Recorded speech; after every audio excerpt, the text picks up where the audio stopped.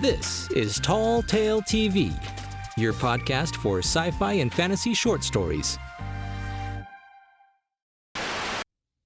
The Thaw, written by Larry H., narrated by Chris Herron.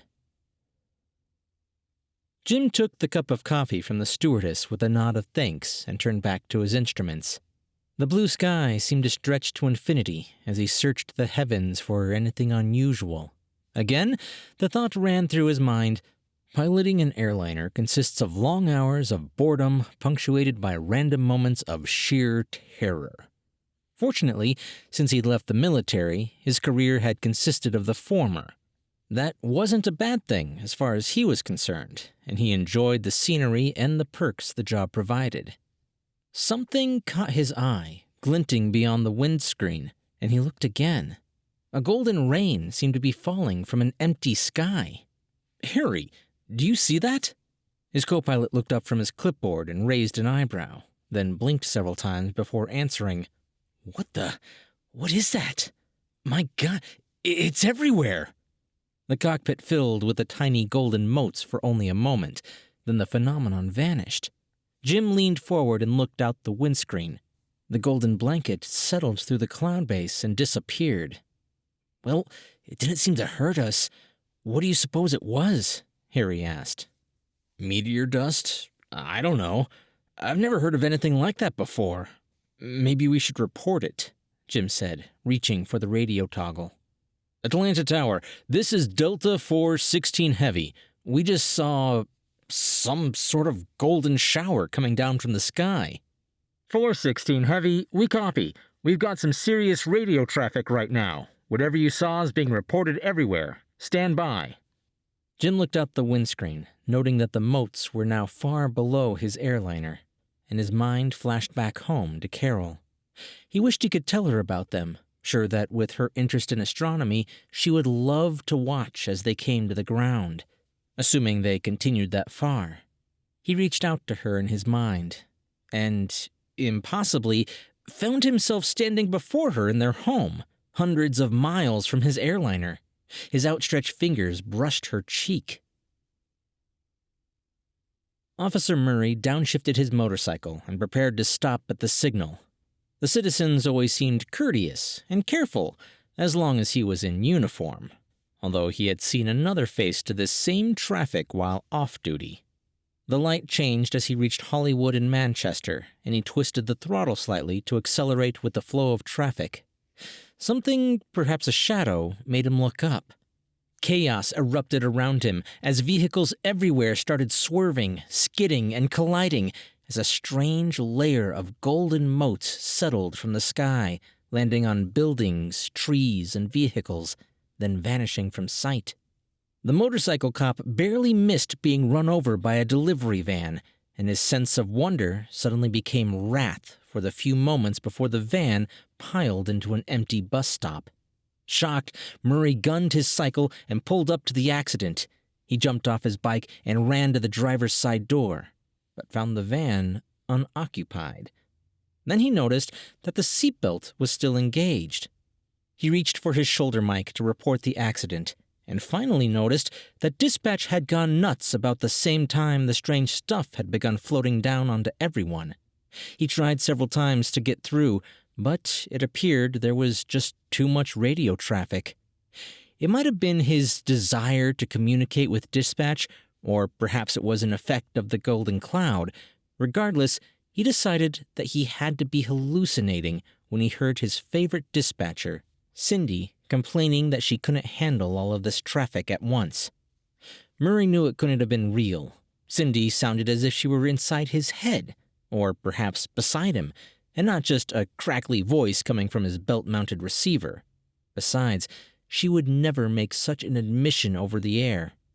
He looked at the carnage resulting from the multi-vehicle collision that had effectively closed the street and the many injured people in his sight, and wished he could tell her to send 3 ambulances to the 23,000 block of Manchester Boulevard. Then, over the radio, he heard Cindy's voice confirming, 5 Mary 7, confirming 3 ambulances to 23,000 block of Manchester, Cross Street, Hollywood. Richard woke up sitting in his easy chair as the cable news droned on about some new terrorist camp that had been flushed out. He wasn't sure what woke him. He got up, scratched under his jockey shorts, closed his robe, and wandered to the refrigerator to find a fresh beer. "Damn camel jockeys," he muttered to himself. He grabbed a cold can, popped the top, and caught the resulting foam on his chin as he took a swig. "I'd like to catch that Osama bin Lardass and—" He returned to the den with the thought unfinished.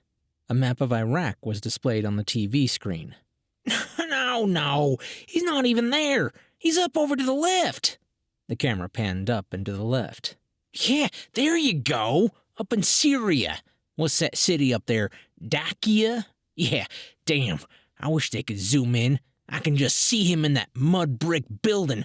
Bunch of gun-toting fairies. What's he got there, some kind of map?"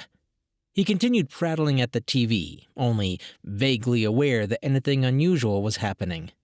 He was snapped back to reality when the news was interrupted by a special report. Richard scratched his 2-day-old beard as reports came from all over of accidents, disappearances, then sudden reappearances of seemingly normal people, and thousands of people hallucinating across the nation. "Damn commies must have put something in the water. Wish I could disappear and pop over there.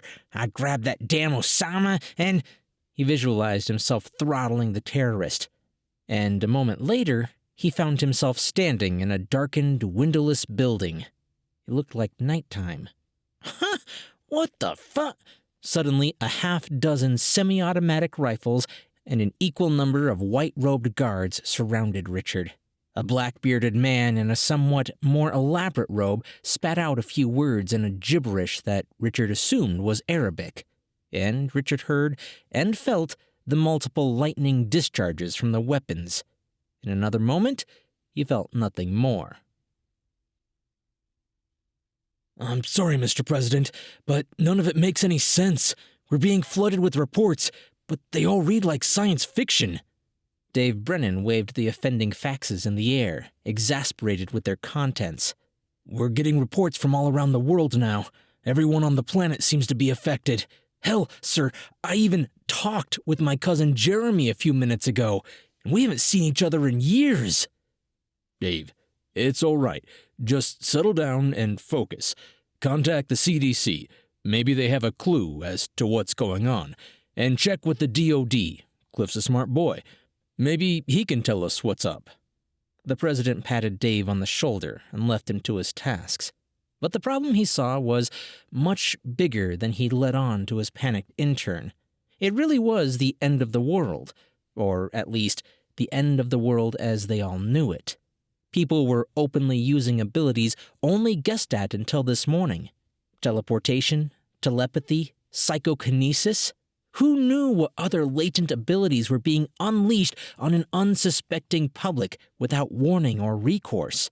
Security was going to be a meaningless term in a matter of hours, maybe minutes. He suspected that politics, and for that matter, government, was going to be just as meaningless. Anarchy. He remembered reading that the human brain uses only, 10% of its potential?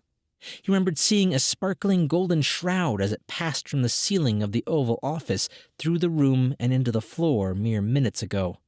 Could that have been what those NASA scientists had tried to warn him about a few months back?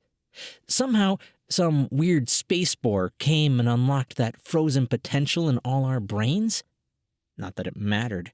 We have no way to stop it, so the world is ending and life goes on.